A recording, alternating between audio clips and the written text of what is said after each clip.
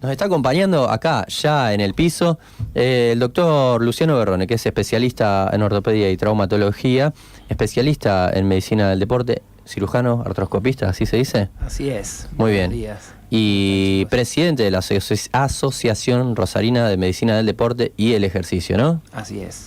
Muy bien. Hasta ahora.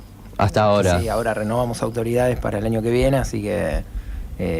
¿Cómo se hace eso? ¿Se cambian o se...? Nosotros tenemos un formato de renovación anual de comisión directiva.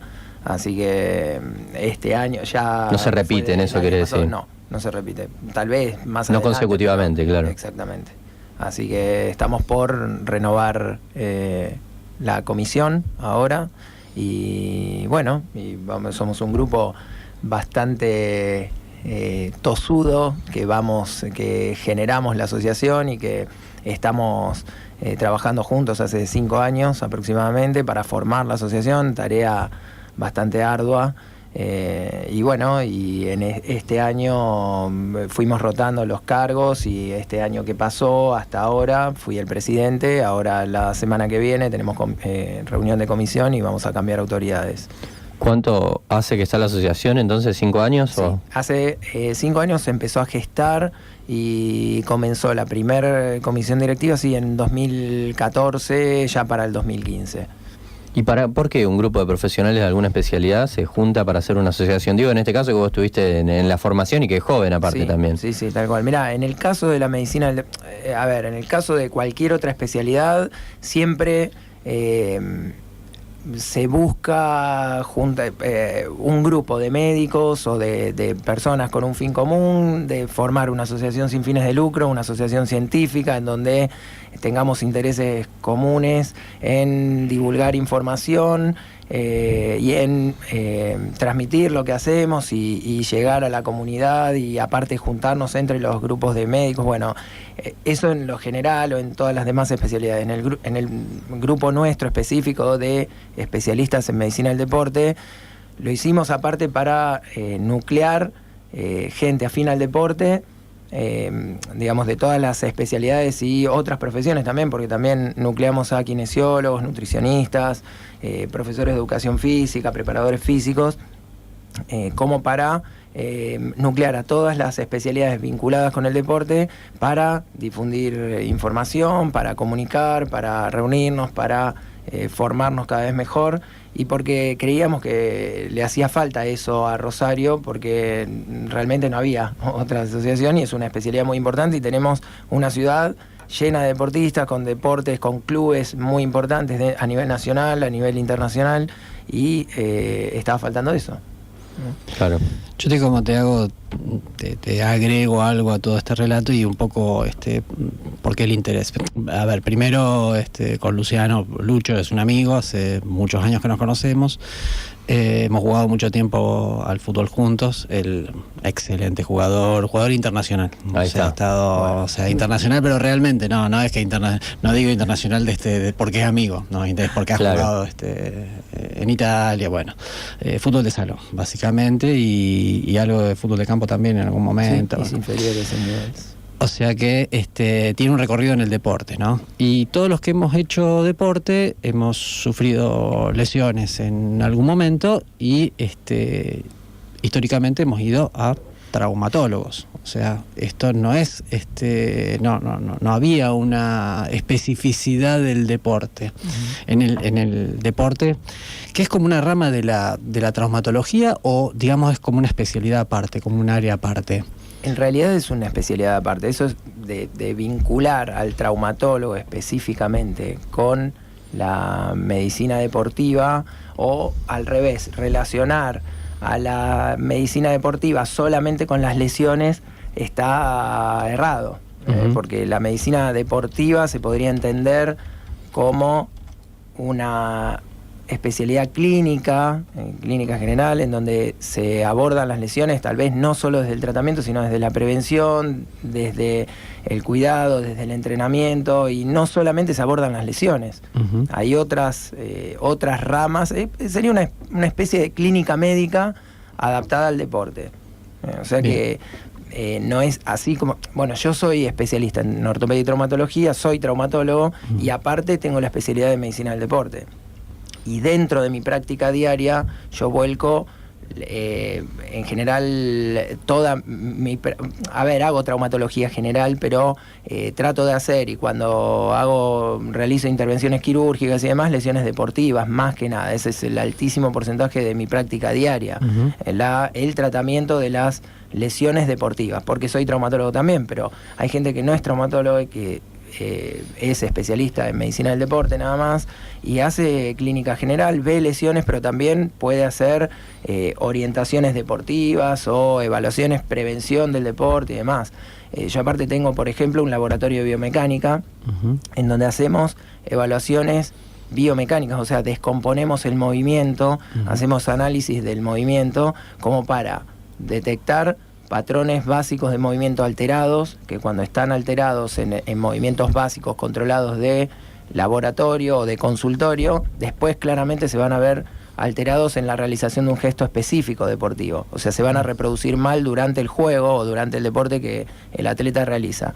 Y aparte de prevenir lesiones por el patrón de movimiento alterado, detectamos factores que puedan hacer que se reduzca el rendimiento. Entonces, ese es otro gran campo, por ejemplo, el análisis biomecánico, la prevención de lesiones, la detección de factores de riesgo que pueden hacer que un atleta o tenga más chance de sufrir lesión o no logre la marca que desea, por ejemplo, porque sobre todo cuando hablamos de competencia en donde estamos esperando cumplir una marca o llegar a un tiempo y demás, y donde factores muy chiquitos, que a veces los detectamos con este tipo de evaluaciones, hacen que ese tiempo o esa marca no se logre. ¿Qué puede ser un factor así chiquito de esos que nombrás? Digo, para que sea comprensible también, ¿no? Por ejemplo, un déficit muscular puntual de músculos básicos de la zona media del cuerpo, como el glúteo medio, por ejemplo. Muy en boga últimamente. ¿Y cómo lo medís eso? En tu laboratorio, me imagino. En el laboratorio hacemos análisis de video con 2 cámaras de alta definición, sensores de movimiento 3D que se mueven independientemente, con los que nosotros podemos hacer análisis de movimiento, cámara independiente, digamos, en donde algo así como la Wii, ¿viste? Que vos movés un sensor en el espacio y te reproduce el movimiento en una pantalla. Bueno, eso sin estar eso relacionado con la figura corporal, digamos, para el caso. ¿A eso te referís? Sí, sí, claro. Bueno, eso sensa el movimiento. Son giroscopios, magnetómetros que se mueven en el espacio en función de cómo se mueve. Van pegados en el cuerpo y se mueve el cuerpo en función de... o te reproduce el movimiento según cómo se mueve el cuerpo. Y lo otro que hacemos es electromiografía de superficie. Electromiografía de superficie es solamente el estudio motor, no sensitivo, no la electromiografía clásica con agujas, sino con sensores tipo los del electrocardiograma, que van pegados en la piel, y eso sensa la actividad eléctrica del músculo. Entonces, interpretando las curvas de contracción muscular, nosotros podemos ver si hay fatiga, si el músculo está débil, si no se contrae bien, todo mientras hace un gesto deportivo. Nosotros evaluamos en el laboratorio patrones básicos de movimiento tipo sentadilla, bio, unipodal, alguna estocada, esos movimientos básicos, y después en cinta, marcha, trote y carrera. Y después si el jugador o el deportista realiza alguna actividad puntual específica donde hay un gesto específico que se repite puntualmente, lo evaluamos también, lo hacemos mover con los sensores.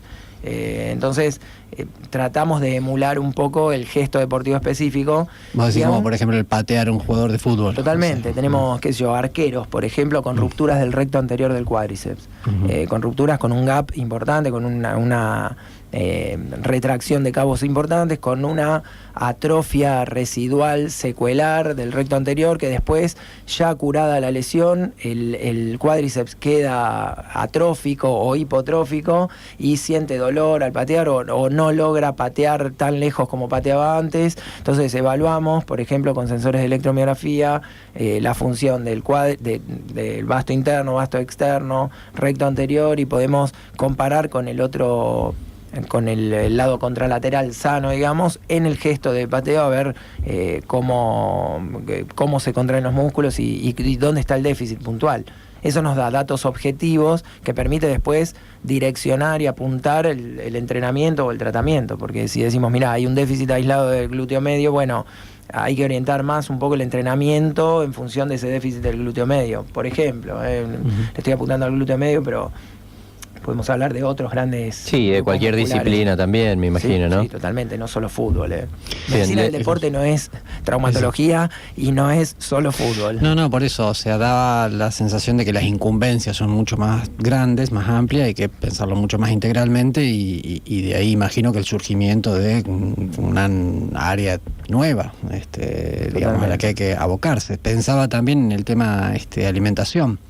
¿Esto está contemplado dentro de medicina del deporte? Sí, está contemplado. Hay quienes se dedican más a la parte de orientación nutricional o nutrición. De todas formas, nosotros, los médicos, tenemos un gran aporte de trabajo en conjunto con los licenciados en nutrición. Y hay profesionales que ejercen muy bien esa tarea, sobre todo en cuanto, porque a ver, una cosa es orientar y dar las bases de una nutrición general adecuada o de una nutrición deportiva específica adecuada, pero después quien ejecuta en general la dieta y quien cambia una cosa por otra es el licenciado en nutrición.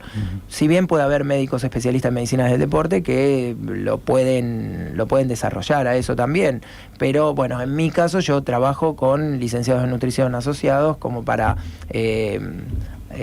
digamos, poder dar una orientación nutricional más acabada, digamos, y más precisa. Sobre todo porque aparte surgen cosas como me gusta esto y no me gusta lo otro. Bueno, ellos saben con qué pueden reemplazar una cosa u otra en una dieta diaria y en función del gasto energético y de la actividad que realiza el atleta. Te iba a preguntar, esto digamos, uno está pensando en, digamos, uno puede pensar en deportes federados, deportes profesionales.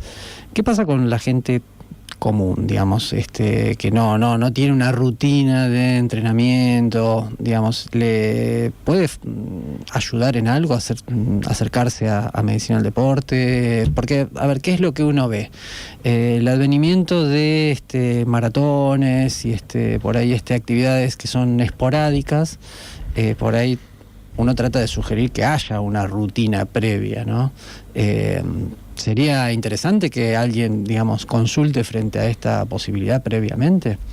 Sí, totalmente. Porque el tema ahora de la explosión del correr y de las maratones y demás, es que es algo sencillo porque basta con ponerse un short y salir a correr y nada más, no requiere un movimiento específico, no requiere elementos, no requiere técnica, no requiere muchas veces para hacerlo simplemente un entrenador, o sea, uno baja de la casa, sale a la calle y sale a caminar o a trotar y nada más.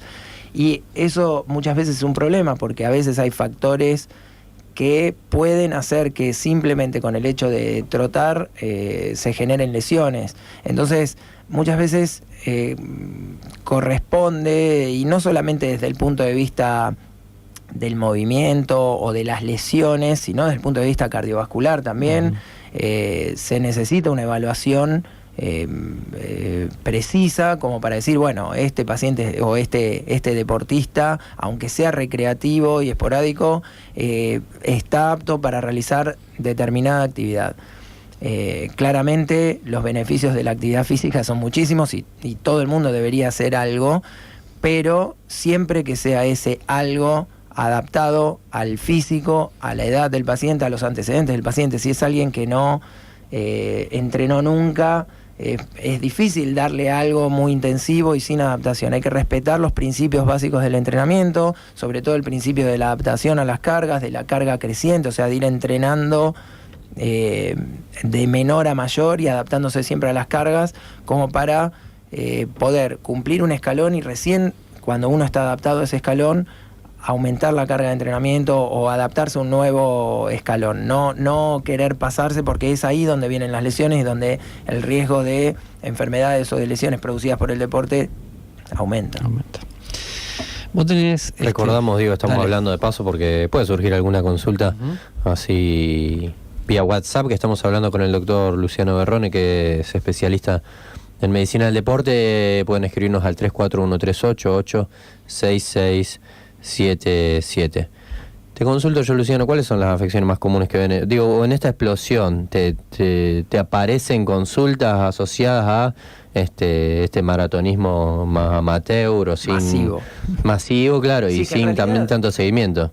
En realidad, perdón que te interrumpa, es masivo, digamos, porque es mucho mayor que hace unos años.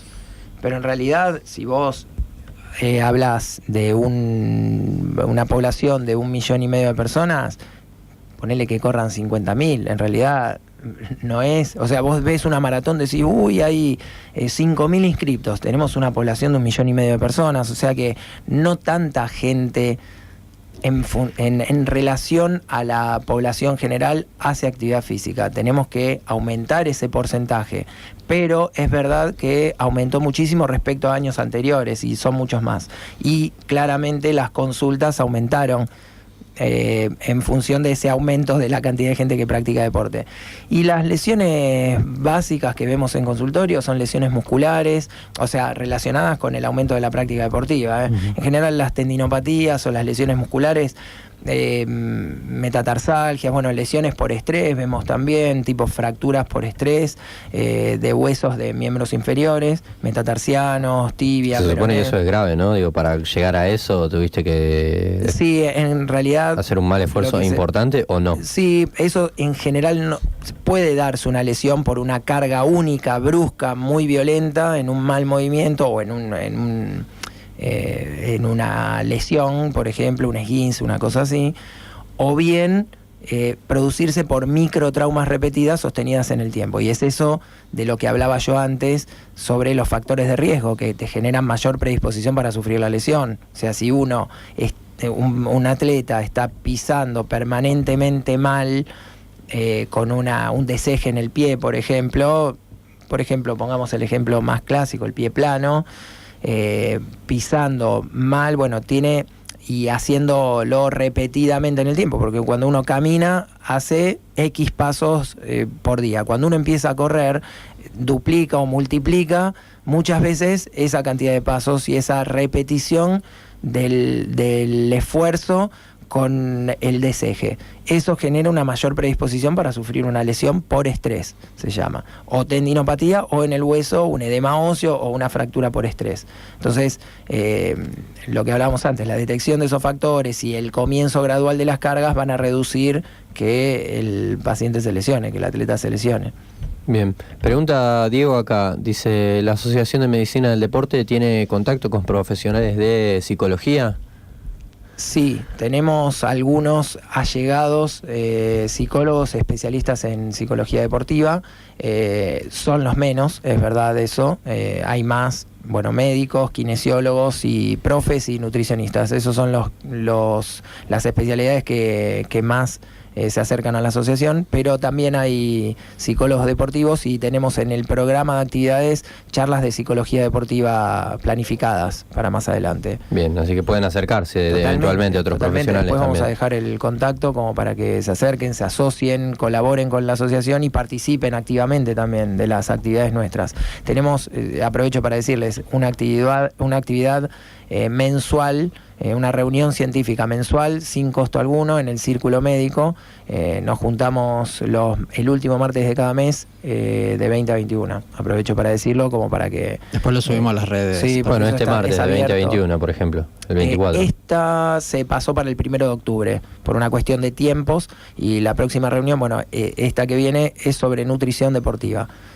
¿Y son abiertas? Abiertas, son abiertas al público en general, sí.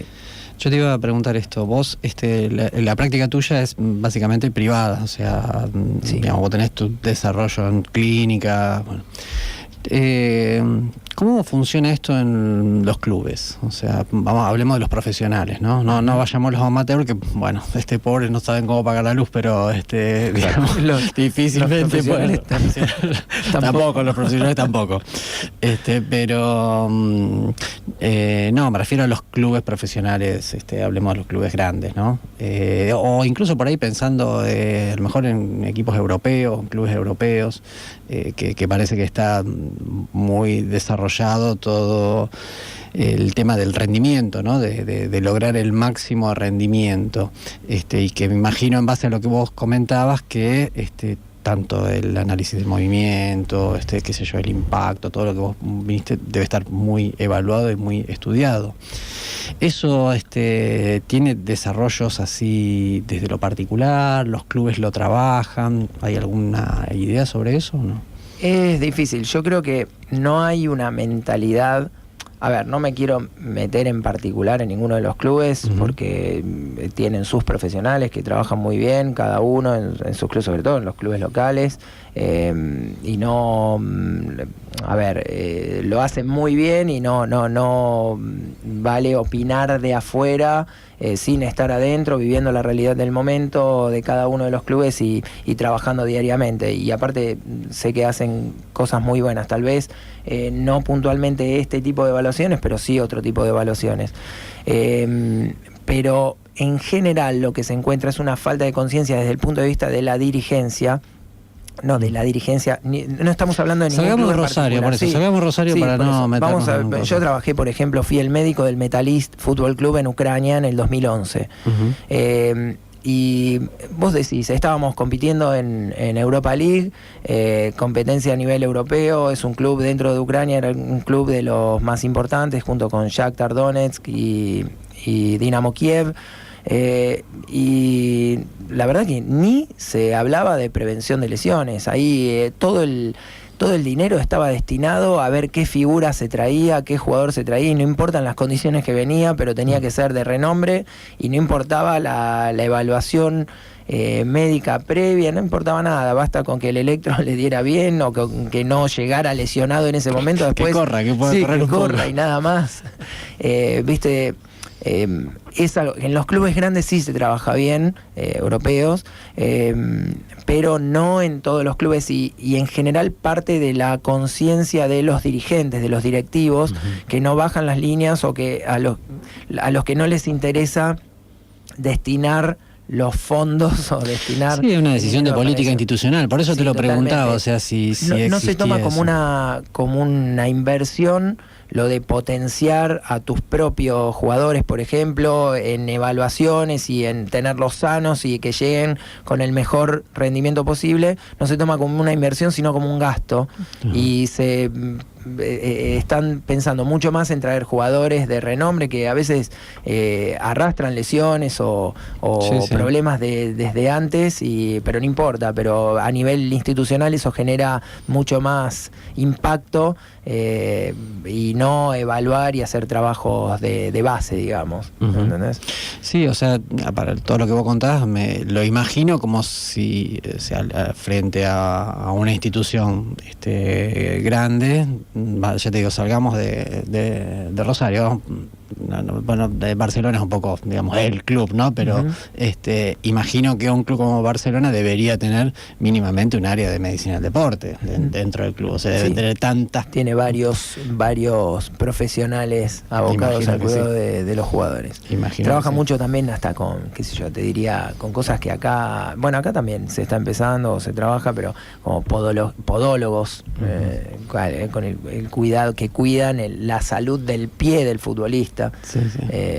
Cosas así, y hay departamentos, está todo departamentalizado en diferentes áreas. Inglaterra, imagino que deben trabajarlo, o sea, yo lo que uno debe entender también es que cuando ve los resultados del fútbol, por ahí es lo más, digamos, popular y lo que más se visibiliza, ¿no? Pero cuando vos ves que llegan a la máxima competencia internacional que uno puede pensar, o una de las mayores, como es la Champions League, 4 equipos ingleses, y debes pensar que el nivel de competencia es el máximo y que deben cubrir todos los aspectos que tiene un deportista. Y para todo lo que vos estás relatando, pensar el área de medicina del deporte me parece elemental y central, ¿no? Sí, totalmente. No hay que pensar, porque después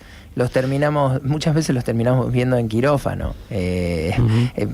¿Viste? Hay que pensar en prevenir la lesión y no solamente en tratarla. Y volvemos a lo que hablábamos de la relación solamente del traumatólogo con la medicina del deporte. Y no hay que ver el hecho consumado y la lesión ya producida y encontrarnos con el paciente en quirófano. Claramente hay lesiones traumáticas que son inherentes a cada deporte, sobre todo a los de impacto, de contacto, y a los practicados en el alto rendimiento y con una intensidad suficiente como para producir una lesión. Pero hay otras que son completamente prevenibles y que se pueden prever y evitar.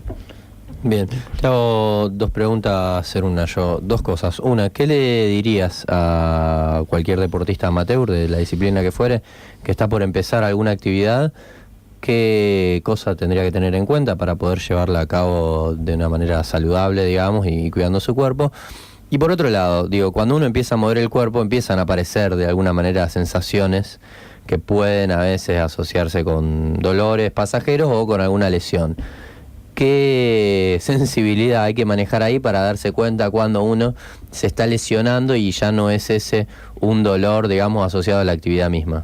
Bien, bueno, la primera, vamos a la primera pregunta, ¿qué recomendamos para empezar a hacer la actividad deportiva? Es, sí, claramente hacer una consulta, tener un chequeo cardiovascular normal, por lo menos un electro de reposo, un electrocardiograma de reposo y una evaluación cardiológica básica. Después el cardiólogo va a determinar si necesita algún otro estudio o evaluación adicional. Y una evaluación deportológica, sí, biomecánica, en cuanto a cómo se mueve el paciente, no necesariamente una evaluación instrumentada, sino la evaluación clínica que se puede hacer en el consultorio, como para evaluar factores de riesgo. Y a partir de ahí empezar gradualmente, porque ahí, vamos a la segunda pregunta, esos dolores muchas veces pueden pueden generar el efecto contrario. Si uno empieza muy de golpe o no respetando esos principios básicos del entrenamiento, puede generar dolores o lesiones que generan el efecto contrario, el de hacer que en lugar de adherirse a un plan de entrenamiento a largo plazo, diga, no, yo hice esto, me duele todo, el deporte no sirve y yo dejo. Y entonces estamos generando el efecto contrario que buscamos. Y no es que el deporte está errado, está mal cómo se empezó el deporte o cómo comenzó la actividad. Y respecto a los dolores puntuales que son lesión y que no son por dolor muscular de comienzo retardado por el ejercicio o dolores por la adaptación al entrenamiento, es porque, uno se da cuenta porque son dolores que no ceden, son de una intensidad importante, no ceden con un periodo de reposo puntual o con un tratamiento puntual y sí que motivan la consulta. O sea que tienen una importancia, una intensidad y una persistencia en el tiempo tal que motivan la consulta y que, no ceden ante el reposo, por ejemplo. Bien.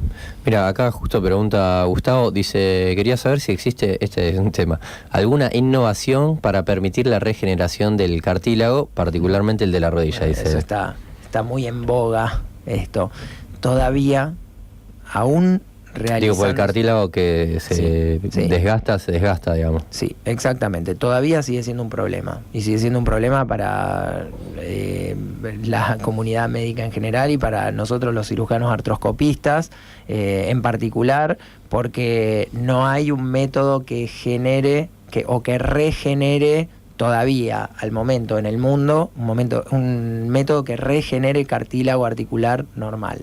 Sí tenemos algunos artilugios en cirugía artroscópica como para generar un cartílago cicatrizal, pero no no un procedimiento ni quirúrgico, ni a través de una infiltración, ni médico, o sea, medicamentoso, un medicamento que regenere el cartílago. Por el momento no.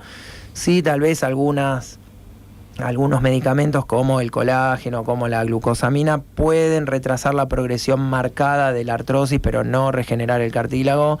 Las infiltraciones tampoco, aún ya haciéndose, no hay en el mundo un estudio científico sólido que avale el uso para regenerar el cartílago. Ni el plasma rico en plaquetas, ni el ácido hialurónico, nada de eso. Lo aclaro porque a veces se está usando con ese fin y no está demostrado en el mundo que científicamente, con estudios a doble ciego, controlados, randomizados, serios, con grandes muestras poblacionales, que lo avalen todavía para regenerar el cartílago. Así que no. Bien, no. Y vos dijiste que con una cirugía se puede generar un cartílago cicatrizal. ¿Qué sería eso? Sí, es una especie de fibrosis o de cartílago justamente cicatrizal que muchas veces genera cambios en el dolor y en la estructura articular, porque permite rellenar pozos o caries articulares en la superficie articular, que tiene que ser, el cartílago es blanco, liso, transparente, es lo que desliza, lo que hace deslizar la articulación, y a veces cuando hay, por ejemplo, una osteocondritis puntual, lo que hacemos son microperforaciones con punzones finitos para estimular un sangrado de dentro del hueso hacia afuera, que eso haga como un coágulo que rellena esa superficie dañada y que se genere un cartílago. Sí, un cartílago que no tiene las mismas cualidades viscoelásticas y las mismas cualidades biomecánicas del cartílago articular, pero permite vivir sin dolor. Es una rodilla diferente, es una rodilla que ya tiene, rodilla o tobillo, o una articulación que ya tiene un daño, pero que muchas veces permite realizar más actividad o que perdure esa actividad deportiva y convivir con la lesión sin dolor. Bien. Yo tengo, una última una aclaración y un comentario. De hecho que Lucho, todos los que hemos hecho deporte y estamos un poco allegados a él, hemos pasado por su consultorio, hemos pasado en algún momento por su consultorio. La verdad que siempre con una paciencia. Muchos de los que han ido a verlo a él, yo les hubiera dicho quédate en tu casa, no hagas más nada, pero él con toda la santa paciencia los ha atendido, deporte, digamos, y algunos y algunos los ha estimulado, y algunos todavía están haciendo deporte. Ellos saben de quiénes estoy hablando. Probablemente estén escuchando. Sí, claro. Probable que estén escuchando. Hay uno que me habló ayer específicamente y bueno, ya te va a caer de vuelta porque está paralizado de nuevo. Pero pues las parroquiales. Sí. Pero no, contanos a dónde estás, a dónde te podemos encontrar. Bueno, yo estoy en un consultorio en calle Urquiza 1763, acá cerquita, el Instituto IAMEL, en la Clínica Health en Ceballos 1059 y en el Sanatorio Parque. Bien, bárbaro. Bueno, así que cualquier duda deportiva, traumatológica, y si no, también obviamente pueden recurrir a la Asociación Rosarina de Medicina del Deporte, ahí ¿no? Estamos trabajando permanentemente. Bien, buenísimo. Bueno, Luciano, muchas gracias. Gracias a ustedes, gracias por la invitación. Estamos escuchando a Luciano Berrone, especialista en ortopedia y traumatología en Medicina del Deporte y presidente de la Asociación Rosarina de Medicina del Deporte y el Ejercicio.